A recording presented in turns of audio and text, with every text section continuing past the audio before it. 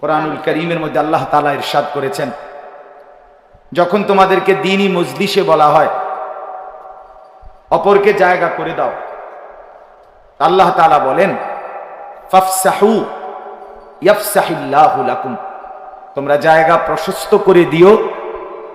আল্লাহ তাআলা বলেন আমি আল্লাহ তোমাদেরকে তার চাইতে প্রশস্ত জায়গা আমি দিয়ে দেব। তার মানে তুমি জমিনে এক বিগত জায়গা ছেড়ে দাও, আমি আল্লাহ তাআলা জান্নাতে বিশাল জায়গা তোমাকে দিয়ে দেব। কতটুকু দেব? ইদা রাআইতা থাম্মা রাআইতা নাঈমান ওয়া মুলকান কাবীরা। আল্লাহ তাআলা বলেন বান্দা জান্নাতে তোমাকে আমি এমনটা দেব, তুমি একবার দেখবা, আবার দেখবা, আবার দেখবা, আবার দেখবা, বারবার ঘুরে ঘুরে তুমি দেখতেই থাকবা, আর দেখে শুধু বুঝবা নেয়ামত আর নেয়ামত, আর বিশাল বড় সাম্রাজ্য তোমাকেই দেওয়া হয়েছে। দেখবে বান্দা, শুধু দেখবে আর বলবে করছেটা কি? আরে করছে। ফেরেশতাকে জিজ্ঞাসা করবে সবচেয়ে শেষ যেই লোক জান্নাতে যাবে, সর্বশেষ যেই লোক, ফেরেশতা তাকে ভিতরে ঢুকাইয়া দিয়া বলবে আপনার জান্নাত লেখা আছে গেট, আপনি যান, সামনে গেলেই পাবেন।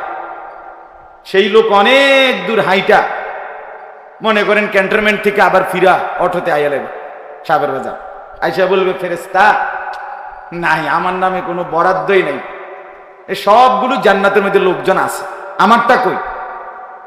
ফেরেশতা বলবে আরে দোস্ত আরো ভিতরে আছে, যাও তো। আবার যাবে, গিয়ে দেখবে তার নামে যেই জান্নাত, সেটা দেখে সে অবাক হয়ে যাবে, এত বড়। তো ফেরেশতাকে জিজ্ঞেস করবে আমাকে আল্লাহ তাআলা এই যে জান্নাত দিলেন কতটুকু দিলেন? আল্লাহ নবী সাল্লাল্লাহু আলাইহি ওয়াসাল্লাম বলেন, ফেরেশতা বলবে আদ-দুনিয়া ওয়া আশারাতু আমসালিহা, 10 দুনিয়া বরাবর জান্নাত তোমাকেই দেওয়া হয়েছে। এটা হলো সবচেয়ে ছোট ফ্লোর, সবচেয়ে ছোট ইউনিট, ছোট ছোট ইউনিট যেটা, সবচেয়ে ছোট ইউনিট জান্নাতের যেটা, এটার নাম হলো 10 দুনিয়া বরাবর। এটা কিন্তু সবচেয়ে ছোট ইউনিটটা, ছোটটা যেটা, বুঝেন না কথাটা? মনে করেন বেডরুম একটা, ডাইনিং একটা, আর আপনার কিচেন রুম একটা, এরকম আর ছোট্টখাট্ট ছোট্ট ইউনিট। আল্লাহ তাআলা বলেন, নবীজি বলেন ছোট ইউনিটটাই হবে 10 দুনিয়া বরাবর। এজন্য মেরে মুহতারাম, মেহেরবানি করে প্রত্যেকেই কষ্ট হলেও মজলিস শেষ করেই ইনশাআল্লাহ আমরা আপনাদের সবার জন্য মেহমানদারির ইন্তজাম করছি। আল্লাহ চাহে তো সুযোগ দিলে আমরা চেষ্টা করছি, দয়া করে প্রত্যেকেই ইনশাআল্লাহ শেষ পর্যন্তই অংশগ্রহণ করার চেষ্টা করবেন। এদিকে কোন ঠিক নেই, কিন্তু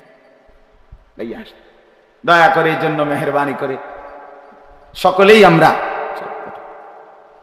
মেহেরবানি করে মনোযোগ দিয়ে, জাফর মনোযোগ দিয়ে ইনশাআল্লাহ আমরা বসি।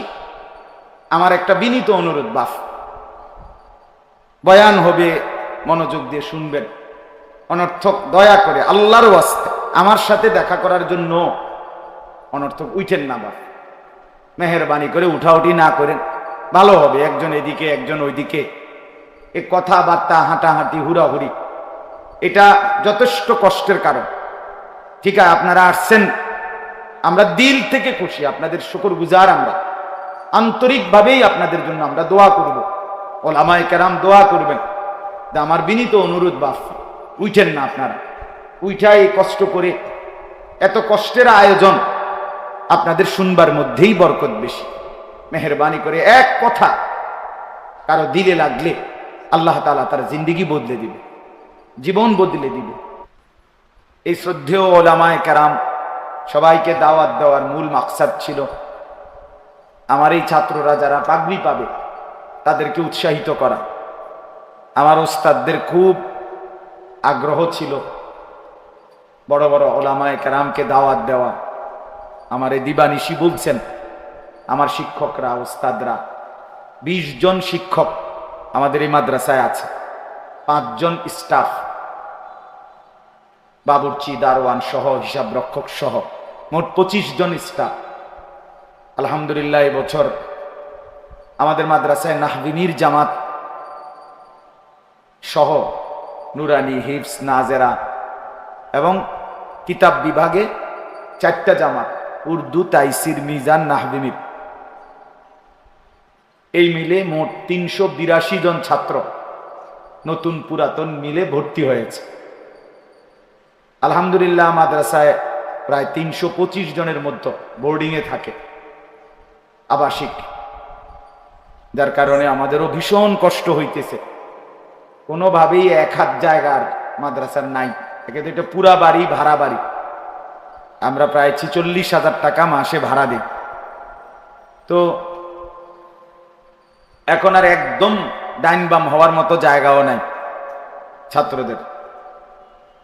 তো আমাদের সব উস্তাদ, ছাত্র সবার মেহনতে আজকের এই মাহফিল। বাহিরে প্যান্ডেলও করা হয়েছে, বড় সড়ো প্যান্ডেল করার কার্যক্রম করাও হয়েছে, কিন্তু বৃষ্টি কালকের থেকেই এই পরিমাণ। সকাল 11টা পর্যন্ত আমরা অপেক্ষা করছি, দেখছি, শেষ পর্যন্ত সিদ্ধান্ত নিয়েছি যে মাদ্রাসার ভেতরেই আমরা আমাদের প্রোগ্রাম করব। তেরফাল দিয়ে করা যাইতো উপরে, কিন্তু আপনার বৃষ্টি বেশি হলে 2 পাশে কাদা হয়ে যাবে মাঠ বা জায়গা। এজন্য ভাবতেছিলাম যে কোনোভাবেই অস্বস্তিকর পরবর্তীতে হবে। এখন এই পেরেশানি শুধু এটাই যে সাথীদের ঠিকমতো বসা, ঠিকমতো মেহমানদারি করা, আপ্যায়ন করা, সবকিছুতেই একটু কঠিন হয়ে যাবে। আমরা তারপরেও আল্লাহ তাআলার উপরে ভরসা করে, তাওয়াক্কুল করে ইন্তেজামটা আর পিছাইতে চাই নাই, যথাসময়ই করতে চাচ্ছিলাম, এই জন্য ভেতরেই করা হচ্ছে। এজন্য আমাদের অন্তর থেকে আবারও বলছি, আমরা যে কথাটা, যে কথা আমরা সব জায়গায় লাগাইয়া রাখছি ইচ্ছা করেই, যে কষ্ট পেলে মাফ করে দিন, এরপরে খুশি হলে দোয়া করে দিন। তো আসলে এই জন্য আরো অনেক সাথী, অনেক ওলামায়ে কেরাম, আরো অনেক মেহমান ইনশাল্লাহ আসবে। সবাই মিলে একটু আন্তরিক হলে, একটু কষ্ট করে বসলে ইনশাল্লাহ আল্লাহ তাআলা সবাইকে বরকত দিবে।